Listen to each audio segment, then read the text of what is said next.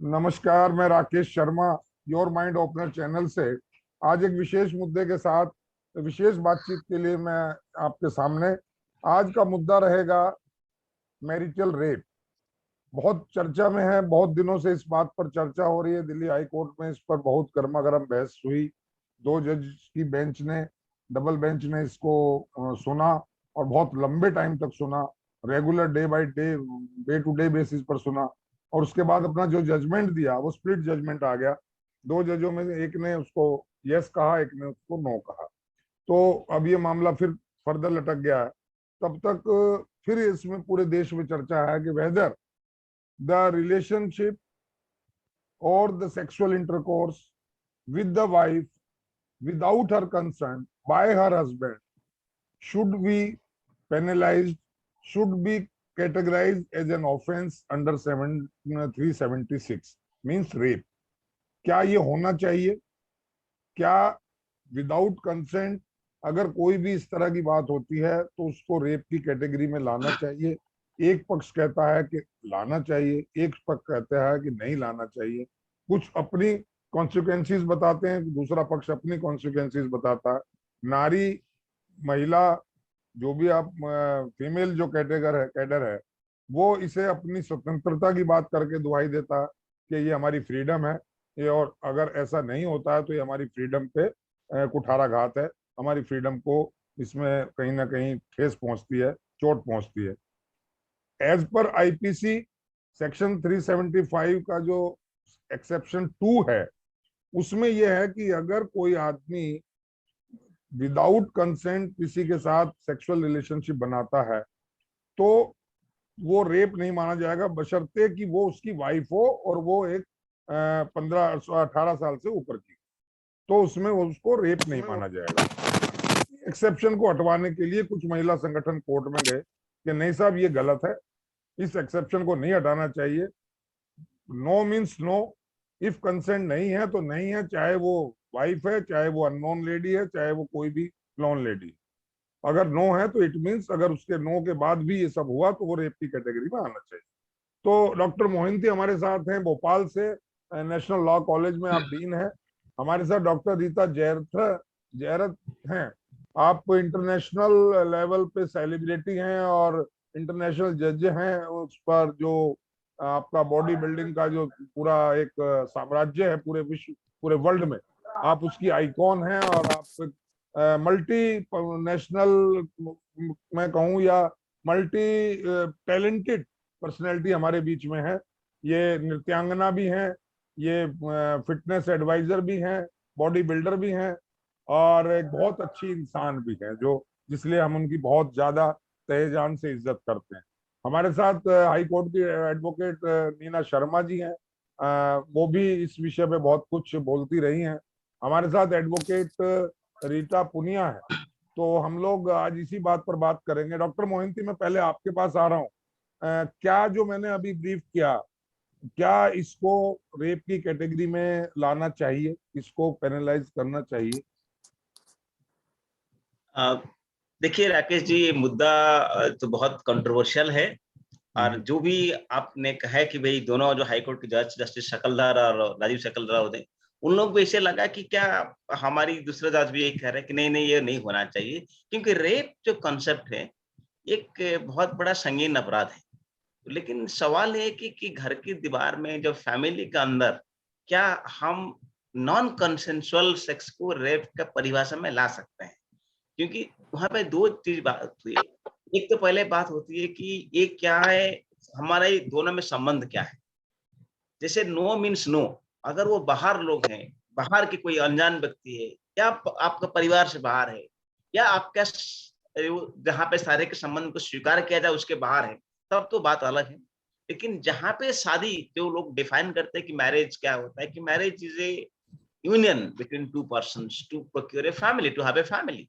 तो उसके मतलब ये सेक्स एज ए बायोलॉजिकल तो हमारे हिंदू शास्त्र में जाते हैं, तो वो भी कहते हैं कि धर्म, अर्थ, काम और मोक्ष। तो काम को एक पार्ट मानते हैं। हाँ, लेकिन सवाल ये है कि ये हमेशा जो आइडियोलॉजिकल कांसेप्ट है, जो अगर हम कहते हैं कि जो प्योर फॉर्म में है, ये always between the emotional content होना चाहिए उसमें। लेकिन जब ये शारीरिक संबंध में बिगड़ जाते हैं, क्योंकि हमारे शास्त्र हमेशा मानते हैं कि प्रेम और भावनाएं काम और दोनों के बीच में अलग भागते हैं। कहते हैं कि अगर प्रेम नहीं होगा तो फिर काम का कोई मतलब नहीं है। तो हमारी जो काम और कामना का पक्ष शक्ति होता है, वो हमेशा इसी बात पे आता है कि हमें उसको प्रेम से जोड़ा जाता है, परिवार से जोड़ा जाता है, आत्मा के संबंध होती है। लेकिन जब तक तो कोई आत्मा का संबंध नहीं होता है, तब ये आश्रयिक संबंध के रूप में हम कह सकते हैं। लेकिन ये कहना तक है दूसरी बात। दूसरी बात है कि एक आइडियोलॉजिकल कांसेप्ट है और एक ऑपरेशनल कांसेप्ट है। जो संबंध एक बेडरूम के अंदर होता है, तो फिर अगर कहाँ पे आप कंसेंट को तय करेंगे?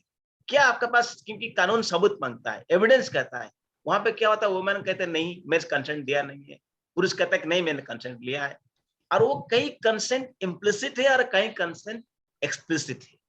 हो सकता है इनिशियली वुमेन ने मना किया, बाद में बोथ एंजॉयड इट। नो, वो इम्प्लिसिट और एक्सप्लिसिट के बात है। तो इसलिए इस संबंध को लेकर मैं जो अगर आपको एक उदाहरण देता हूँ कि हम लोग पहले जो पढ़ते थे थियोरेटिकली कि एक केस होता है कि ब्रॉडवे वर्सेस इलिनॉय 1902 मसीहा का केस है अमेरिका में। तो वहां पे ये कहते थे कि नहीं नहीं, महिला का कोई रोल नहीं होता, महिला का काम तो सिर्फ वही है कि घर के दीवार में रहे, संतुष्ट रहे, घर का देखभाल करे, है ना, इस टाइप होता था। लेकिन 1991 में हाउस ऑफ लॉर्ड्स ने कहा कि marital rape is a rape. तो ये हाउस ऑफ लॉर्ड्स के इंग्लैंड में था, तो मतलब लगभग एक सदियां लग गया, 100 years it took to construct करने। तो हम सोसाइटी मॉडर्नाइज हो रहा है, वो देख रहा है। लेकिन मैं मानता हूं जब तक दोनों पक्ष इतना समझदार नहीं होते हैं कि क्या कंसेंट है, क्या ये वॉलंटरी है, क्या ये इम्प्लिसिट है, क्या ये एक्सप्लिसिट है, क्या ये बाय फोर्स है। कई बार क्या होता है, कई नजिंग करना पड़ता है, बच्चे स्कूल नहीं जा रहे हैं, हमने कहते नहीं बेटा चले जा यार, मान जा यार, प्लीज चले जाओ, बहुत अच्छा है स्कूल में। तो बच्चे कहता है मैं तो नो किया था, आपने जबरदस्ती की। लेकिन ऐसे नहीं है, क्योंकि हमें फिर बच्चों का हित देखना पड़ता है। तो इस तरफ में यहाँ पे ऐसे कोई हित नहीं है, बट देखिए एक के अच्छी परिवार के लिए, एक अच्छा रिलेशनशिप के लिए जितना इमोशंस इंपॉर्टेंट है, इतना फिजिकल भी इंपॉर्टेंट है। हो सकता है कई बार संबंध इसलिए टूट जाता है कि आपस में संबंध नहीं बन पाता है। तो इसलिए इस चीजों को थोड़ा हमें और गहन अध्ययन करना चाहिए, देखना चाहिए। दिल्ली हाई कोर्ट ने फुटबॉल की तरफ उसने डिसीजन लिया कि नहीं, सुप्रीम कोर्ट चला जाना चाहिए। और मैं सोचता हूँ कई बार ये डिसीजन भला ही जुडिशियल होता है, लेकिन आई थिंक जुडिशियल से ज्यादा ये होना चाहिए कि क्या हमारे समाज इस नियम को किसने तरफ एक्सेप्ट कर सकता है। जब तक हमें अंदरूनी जागरूकता नहीं होते, जब तक क्योंकि मैंने पहले ही कई बार कह चुका हूँ कि आज जैसे समाज परिवर्तन हो रहा है, लोग ये जानते हैं कि महिलाएं भी काम हो, महिलाओं की भी इच्छाएं हैं, और उनकी इच्छा को हमें सम्मान करना चाहिए। चीजें धीरे धीरे बदल रहे, लेकिन ये कहाँ तक बदल रही है, कितना हद तक बदल रही है कि हम अपना ये क्वेश्चन ऑफ लिबर्टी है या ऑटोनॉमी है, ये देखना पड़ेगा, या एग्जैक्टली। पास एक समाज बनना। तो इसलिए हमें उसको सोचना जरूरी है। आपने बहुत अच्छा, मैं आपको धन्यवाद दूंगा कि आपने बहुत तीनों अच्छी महिलाओं को भी पालन में रखे, उनका पक्ष भी हमें सुनने मिले। तो मैं यही रखता हूँ कि हम लोग जी जी बातचीत फिर जी करते रहे। जी। Thank you. डॉक्टर रीटा आपने सुना डॉक्टर मोहंती को? इन्होंने एक बहुत बैलेंस तरीके से बात कही है, लेकिन मुद्दा ये है कि अगर ये होता है तो क्या बस इसको हम रेप मान लें? अ, एक तो रेप है जो जिसमें वायलेंस यूज होती है और कोई संबंध नहीं होता, सिचुएशन को और सर्कमस्टांसेस को देख के एक्सप्लॉइट किया जाता है और हर्ट किया जाता है। एक मैरिटल रेप है। मैरिटल रेप भी अगर वो उसमें डोमेस्टिक वायलेंस इन्वॉल्व है और फोर्स किया जाता है, तो डेफिनेटली वुमेन की जो साइकोलॉजी पर और उसको बहुत दुख पहुंचता है और वो परमानेंट उसकी साइकी पर अफेक्ट रहता है। तो वो कहाँ जाएगी, ये तो है। तो आई थिंक मैरिटल रेप जो है उसको एक ऑल टुगेदर न्यू कैटेगरी या सेक्शन बनाना चाहिए, बिकॉज अगर हम लोग सिर्फ उसको कन्वेंशनली जो रेप माना जाता था, वो तो वो नहीं है। लेकिन अगर आदमी जैसा कि उन्होंने ये भी कहा कि there is an emotional angle and a psychological angle to rape, to sex also. तो कहीं ना कहीं जब वुमेन नहीं चाहती, तो उसका बहुत बार ये भी रीजन होता है कि उस आदमी ने उस औरत को लाइफ में, सर्कमस्टांसेस में, सोशल सिचुएशन में, इमोशनल डेप्रिवेशन की वजह से कहीं ना कहीं बहुत हर्ट किया होता है, जिसकी वजह से वो she does not want to have a relationship with him. ऐसे में वो जो आदमी है वो उस चीज को कैसे हैंडल करता है? If he forces her, then he is imposing himself on her irrespective of her sentiments and her desire, that is a rape. But then where does he go? तो ये obviously a complicated situation है. तो I feel that marital rape को एक altogether new section बना के उसमें provisions डालने चाहिए कि what are the किस circumstances में क्या, जैसे कि हर situation के लिए law में एक provision है, और उसको domestic violence के साथ जोड़कर किया जाए, और इमोशनल डेप्रिवेशन के साथ किया जाए, या उसको साइकोलॉजिकल सपोर्ट. हम कहते तो है कि आज बहुत सब कुछ मॉडर्नाइज हो गया है, लेकिन एक ट्रेंड अभी भी है कि जो औरत है वो आदमी के घर में जाती है आफ्टर मैरिज, और वहां पे ही इज एस्टैब्लिश्ड, उसकी फैमिली है. तो even in silent and subconscious way उस औरत को वहाँ एक्सेप्ट होने में उस फैमिली में टाइम लगता है, और अगर उसको वो एक्सेप्टेंस और रिस्पेक्ट नहीं मिलता तो वो हर्ट होती है. ऐसे में आदमी का फर्ज है कि बैलेंस और एक्विलिब्रियम क्रिएट करे, और ये सारी जो इमोशनल सिचुएशंस है ये उनकी सेक्सुअल लाइफ पर डेफिनेटली इम्पैक्ट करती हैं. तो I think it should be taken as an altogether new section, and more provisions, accordingly these provisions must be designed for it by the experts. लेकिन रीटा जी वो सवाल वही उठता है, मैं नीना के पास आ रहा हूँ. नीना जी, अभी जो ऐसा इन्होंने रीटा जी ने कहा, डॉक्टर मोहिंती ने भी कहा, लेकिन एक बहुत बड़ा अहम सवाल ये है कि अगर इसको कैटेगराइज करके किसी भी एक सेक्शन में रेप की कैटेगरी में लाते हैं तो कोर्ट में तो प्रूफ मांगते हैं. तो प्रॉब्लम सबसे बड़ी और सबसे जो कठिन जो इसमें स्थिति आने वाली है, अगर ये ऐसा कभी होता है तो, कि प्रूफ क्या होगा और कौन प्रूफ देगा और क्या प्रूफ देगा, कंसेंट और नॉन कंसेंट. नीना जी, आपकी आवाज आवाज आवाज If I can just add to it कि जी वो जी सिचुएशन तो whether it's a marital rape or a conventional rape, किसी भी किस्म का कोई भी रेप हो, उसमें प्रूफ में तो प्रॉब्लम होती है, और forceful sexual intercourse is a rape. Yes, वो तो डिफाइंड है, वो तो विदाउट कंसर्न अगर रिलेशन होता है that is called rape. Rape की डेफिनेशन ही यही है अभी तक. लेकिन उसमें एक एक्सेप्शन था, अपवाद था, जो मैंने अभी पहले बताया 375(2) में, उसके सेक्शन 2 में, कि अगर वो मिसिस के साथ है, यानी पत्नी के साथ है, then it should not be treated as rape. वो थोड़ा सा वही जो एक्सेप्शन है उसी को हटवाने के लिए तो सारी कवायद है. जी नीना जी, आपकी आवाज गड़बड़ होती, फिर गड़बड़ हो गई है, नहीं आ रही, नहीं आ रही.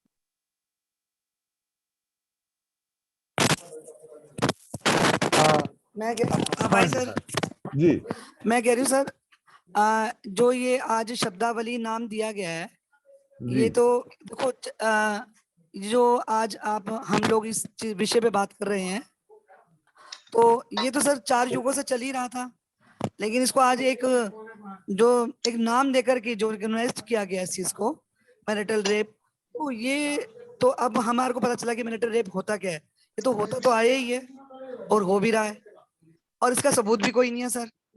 तो ये तो जो बेंच ने अभी करा है, मैं तो ये सोचती हूँ कि इसको अगर एक लेडीज बेंच में या आगे भी सुप्रीम कोर्ट में भी कुछ ऐसा रखा जाए, या एक सर्वे करवा करके बाय लॉ कि भी ये सच में ऐसा है और इसके सबूत के तौर पे क्या पेश किया जाए, क्योंकि सबूत तो अंडर आप सर रूफ के अंदर दे ही नहीं सकते. मन रूफ के अंदर आप सबूत क्या दे सकते हैं सर?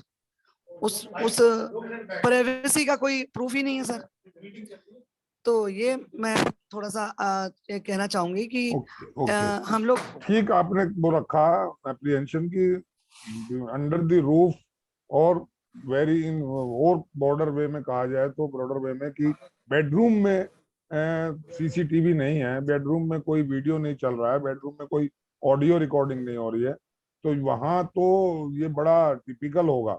और हमारे साथ हैं तो दिल्ली से ही, लेकिन अभी दुबई में आजकल निवास कर रही हैं, हमारे साथ जुड़ गई हैं, वो मैं उनका धन्यवाद करता हूँ. सुषमा राय जी, सुषमा राय जी आपका वेलकम है. और अपना ऑडियो आप स्टार्ट कर लें, अनम्यूट कर लें अपने को, और आप बताएं सब्जेक्ट आपको मैंने भेजा था, तो आपका क्या कहना है इसमें, whether it should be criminalised और नॉट? सबसे पहले तो नमस्कार सबको, और thank you so much for giving me this platform and sorry for joining late. No problem. मैं इन इतने सारे विशेषज्ञों के बीच में बैठी हूँ। I think I do not have that much of information या नॉलेज जो आप लोगों के पास होगी, पर नॉलेज तो नॉलेज है, चाहे छोटी हो या बड़ी हो। सो मैं भी जरूर इस पे इनपुट देना चाहूंगी। सबसे पहले कोई भी चीज जब अप्राकृतिक होती है तो उसके लिए न्याय व्यवस्था बनानी पड़ती है, और किसी भी चीज को करने के लिए अगर सहमति नहीं है तो वो अप्राकृतिक है। और इसके लिए आप कोई सबूत या कोई I mean if we'll talk about the judiciary, of course सबूत मांगे जाएंगे, बहुत सारी चीजें होती हैं। अगर मैंने अपने सामने भी कोई गुनाह होते हुए देखा है और जिसके जो विक्टिम है वो उसे मना कर देता है, तो I can't do anything about it. ये है जुडिशियरी की कमजोरी। लेकिन अगर हम नॉर्मली हकीकत जमीनी स्तर पे बात करें तो कोई रिश्ता, कोई रिलेशनशिप जो इसी की बुनियाद पे बना हुआ है, उसमें भी अगर इसमें जबरदस्ती की जाए या बिना सहमति के किया जाए, तो every single time, every single time, every single vision, every single touch is a rape without the consent. उसके लिए किसी जुडिशरी की या किसी की जरूरत मुझे नहीं लगता कि है, क्योंकि इसमें उनके भी हाथ बंधे हुए हैं। क्या कर सकता है एक जज, अगर उसके सामने उसकी बीवी कह दे या विक्टिम कह दे कि नहीं, I have not been a victim anymore, like कभी थी ही नहीं मैं, तो क्या कर लेंगे आप? पर जो चीजें बचपन से पढ़ाई लिखाई समझाई गई हैं, हम उनका अमल नहीं कर रहे हैं। अब अगर मैं, क्योंकि मैं I am out of the boundaries and I can see what is the difference between other Nations and my nation. हम लोकतांत्रिक हैं, हमारे पास बोलने की आजादी है, हमारे पास कुछ भी करने की आजादी है, बहुत सारे राइट्स हैं जो बाहर जाने के बाद नहीं मिलते हैं। हम ऐसी कानून व्यवस्था क्यों नहीं बना देते कि इसकी जरूरत ही ना पड़े, इसकी जरूरत ही ना पड़े। अगर मैं if a woman, irrespective if she's married or unmarried, she is a child or she's an adult, if she says no means no, मत देखो मेरी तरफ, ये भी गुनाह है मेरी मर्जी के बिना। आपको नहीं लगता जी इसकी जरूरत है? जी, ये दुबई टच आ गया आपकी बात में। यहाँ देखना भी गुनाह है, हमारे यहाँ भी है। हमारे यहाँ जी स्टॉकिंग, हमारे यहाँ स्टॉकिंग भी हमारे यहाँ आ गया है अभी 376 का जो नया जो वो आया थी, 354 का सॉरी, उसमें स्टॉकिंग और ये घूरना और इस तरह से देखना जो उसको डिस्टर्ब करे, ये वो भी भी सब सर 354 में आ बाय गया। लॉ सब। जी, लेकिन यार सब बात, देखिए जी राकेश जी, बात सिर्फ इतनी सी है, एवरीबडी इज इंडिविजुअल, सबको प्राकृतिक रूप से अपना शरीर मिला हुआ है। आपका अधिकार केवल आपके शरीर पे है, उस पे भी पूरा अधिकार नहीं, आप खुदकुशी नहीं कर सकते हैं। अगर आपने कर लिया ऑब्वियसली वो गुनाह है और आप कर चुके हैं। There is no other thing which we can do with your body except the cremation. लेकिन आपकी बॉडी पर, आपका सिर्फ आपकी बॉडी पर अधिकार है। अगर आपके अंदर भावनाएं पैदा हो रही है, अगर आपके अंदर ऐसी हार्मोन्स बहुत ज्यादा एक्सेस हो गए हैं, then you yourself is responsible. Do not involve anybody else into that, and that is 100% a crime at any stage, anywhere, any corner of the world. Okay okay. Rita Punia, Sushma ji कह रही हैं ये 100% क्राइम ही है। What you want to say, what you have to say? Crime तो crime है। अगर हम अपने कॉन्स्टिट्यूशन लॉ के जो हमारे फंडामेंटल राइट्स दिए हैं, अगर उसकी तरफ भी जाके देखें तो सर उसमें भी हमारी निजता के अधिकार है, अपनी स्वतंत्रता के अधिकार है। तो कहीं ना कहीं एक जो मैरिज का है, ये कैसे सोसाइटी या संस्था के उसमें हम आ जाते हैं, उसमें जुड़ जाते हैं। बट जो हमारे पर्सनल राइट है वो जब हम एक तरफ कॉन्स्टिट्यूशन लॉ में सबको राइट देते हैं, फिर हम उसको दूसरी तरफ में सोचते हैं कि फैमिली बचाने के नाम पे आप इसको सेव कर दो या इस तरह की चीजें ना हो, तो वो गलत ही होंगे। तो सर कॉन्स्टिट्यूशन लॉ में जो भी हमें राइट्स दिए गए हैं उसके हिसाब से देखते हुए इसमें पूरे प्रॉपर तरीके से, जैसे पूरे राइट ले- सभी को मिलने चाहिए और उससे प्रॉपर बिल्कुल तरीके मिलने से होना चाहिए, लेकिन शादी जैसी एक जो हमारे जहां तक हमने पढ़ा है, इसको आप इस तरह ना लीजिए कि मैं क्योंकि मेल हूं तो मैं मेल साइड की बात कर रहा हूँ।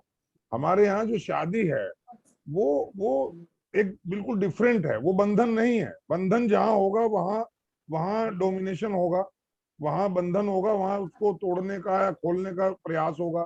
हमारे यहाँ शादी एक संस्कार है, हमारे यहाँ विवाह एक संस्कार है।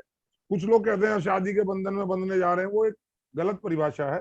शादी तो एक संस्कार है हमारे यहाँ, और विवाह संस्कार को जब किया जाता है तो उसमें एक दूसरे के प्रति समर्पण होता है, पति का पत्नी के प्रति और पत्नी का पति के प्रति। और उस समर्पण में ये नहीं होता है कि ये पत्नी है तो मुझे ये मेरी संपत्ति हो गई है या मेरा इस पे पूरा अधिकार हो गया, ये मेरी गुलाम हो गई है। वाइस वर्सा भी है। पत्नी भी अगर ये समझ ले कि ये मेरा पति है तो मुझे इसके हर चीज पे अधिकार है। अधिकार और समर्पण में there is little bit difference. ये सुषमा कुछ कह रही जी? जी सुषमा जी। जी, मैं बिल्कुल आपकी इस बात से सहमत हूँ और इसमें एक पॉइंट ऐड करना चाहती हूँ। जी। देखिए, शादी 100% सामाजिक व्यवस्था है। सामाजिक व्यवस्था सिर्फ इसलिए बनाई गई है, कुछ चीजों के लिए बनाई गई है, will not discuss about it, पर ये सामाजिक व्यवस्था है, धार्मिक रूप से होती है और इमोशनल अटैचमेंट के साथ होती है। एंड 200% जो आप रेप की बात कर रहे हैं, जो एक हस्बैंड वाइफ के बीच में एक सेक्सुअल रिलेशनशिप है, that is 100% emotional and it should not be forced to anyone. अब इस पूरी सामाजिक, धार्मिक और इमोशनल व्यवस्था में हमें कानून को लाना पड़ रहा है। क्यों? क्योंकि ये जो इंसान जो पूरी जिंदगी नैतिकता के पाठ पढ़ते आया है, समाज में कैसे रहना है, अपनी सामाजिक व्यवस्था देखते आया है, शादी करता है, शादी जैसी रिचुअल चीज धार्मिक रूप से किया जाता है, अपने सभी गणमान्य देवी देवताओं को सामने रख के, साक्षी रख के, मान के किया जाता है। उस इमोशनल ड्रामा, उसे एक इमोशनल ड्रामा बना दिया जाता है। उसके बाद उसमें कहीं कानून नहीं आता, कहीं कानून नहीं आता। ये कानूनी रूप से जो मैरिज रजिस्ट्रेशन स्टार्ट हुआ था, ये भी बहुत बाद में स्टार्ट हुआ है। आज भी कई लोग, 200% लोग नहीं, इस बात को कोई रजिस्ट्रेशन नहीं करवाता अपनी मैरिज की। आई एम नॉट रजिस्टर्ड, मैं कानून की नजर में मेरी मैरिज रजिस्टर्ड नहीं है, पर मैं अपने समाज में, अपने परिवार में, अपने जिंदगी में मैरिड हूँ। तो इसका मतलब ये है कि हम जब सारी चीजें इमोशनली और सोशली करके चल रहे हैं, तो हम ये एक ऐसी इन्फोर्समेंट कैसे कर सकते हैं? ये तो 100% धार्मिक भी नहीं है, सामाजिक भी नहीं है, और कानूनी व्यवस्था तो ऑब्वियसली इसके बिल्कुल पार है। लेकिन इसका सुषमा जी, मैं आऊंगा आपके पास एक सवाल लेकर के, और रीटा जी के पास भी। आपने बहुत पुरजोर तरीके से कहा कि हमारी फ्रीडम पे भी चोट है, और ये नो मीन्स नो होता है, और कंसेंट नहीं है तो it should be criminalise, it should be in the category of rape. But क्या आप लोगों को नहीं लगता कि इसका बहुत भयानक तरीके से मिसयूज हो सकता है, और उस मिसयूज के डर के चलते शादी जैसा इंस्टीट्यूशन अपने खत्म होने के कगार पे आ सकता है? मैं इस सवाल के साथ आपके पास दोबारा आऊंगा। डॉक्टर मोहंती, इसमें जो मेल पक्ष है, आपने इनको सुना, ये विदुषियां जितनी हैं, अब बहुत मजबूत तरीके से महिलाओं का पक्ष इन्होंने रखा है, लेकिन इसमें अल्टीमेटली जो सफरर होगा वो आदमी होगा। चाहे उसने किया है या नहीं किया, वो बात का एक जांच का विषय होगा और मुकदमे का विषय होगा। अगर आरोप लग गया है तो he is guilty, he will be the guilty. तो इसमें क्या कॉन्सिक्वेंसेस आपके हिसाब से आ सकती हैं? देखिए, पहले बात तो ये होता है कि हमारा कानून तो ये कहता है कि everybody is innocent until proved guilty, लेकिन अनफॉर्चुनेटली अगर ये वाला केस आता है तो you are guilty before pronounce guilty. तो इस चक्कर में जो आदमी का जो मान सम्मान की हानि होती है, जब परिवार में, समाज में इसके सम्मान की कुठाराघात होती है, इस तरह इमोशनल ट्रॉमा में जाता है, ये एक सवाल तो जरूर है। लेकिन मैं जरूर ये कहूंगा कि इंग्लिश में एक कहावत होता है ना, don't throw the baby with the bath water. ठीक है, तो हम अपना फ्रीडम, लेकिन हमारा कॉन्स्टिट्यूशन में ये कहता है there is also freedom, but freedom is not absolute. क्योंकि जब भी आप फ्रीडम को लाइसेंस पे बना देंगे, liberty should never be designated to license, If it become licensed, then the consequence will be disastrous. क्योंकि हमारे हिंदी में जो कहावत, संस्कृत में कहावत होता है, पति पत्नी एक अलग नहीं है, वो एक है, इसलिए जाया च पति इति दंपति, तो इसलिए दंपति कहते हैं ना हम लोग। दूसरी वाली बात है, पत्नी का की एक और नाम ही होता है, और एक अर्धांगिनी भी होती है। तो ये क्या, हमने जो शादी की तो मेरा जो प्रॉपर्टी है, तो मैं चला गया तो all share goes to my wife. अगर मेरे चिल्ड्रन नहीं है तो क्या फिर मैं कहा मैं कंसेंट हटा दूं? लेकिन कंसेंट तो वहां पे तो कंसेंट है आपका।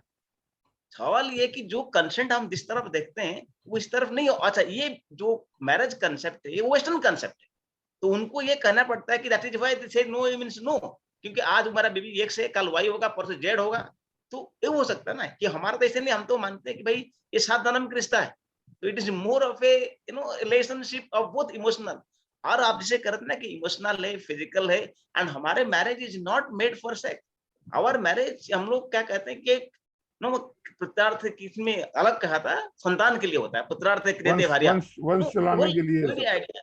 Even if it gender aspect. लेकिन डॉक्टर मोहंती, बात ये है, ऐसा बहुत केसेस में आया है और हम देखते हैं अपने समाज में कि पत्नी चाहे बीमार है, चाहे वो बहुत ज्यादा थकी हुई है, मेंटली थकी हुई है, फिजिकली थकी हुई है, या उसको कोई और परेशानी है, लेकिन आदमी आता है किसी भी टाइम, रात को 10 बजे, 11 बजे, 12 बजे, 9 बजे, और उसका अगर डिजायर है, उसका अगर विश है, तो वो कुछ नहीं देखता है, वो अपना एक लस्ट को पूरा करने के लिए वो सब रिलेशन बनाता है।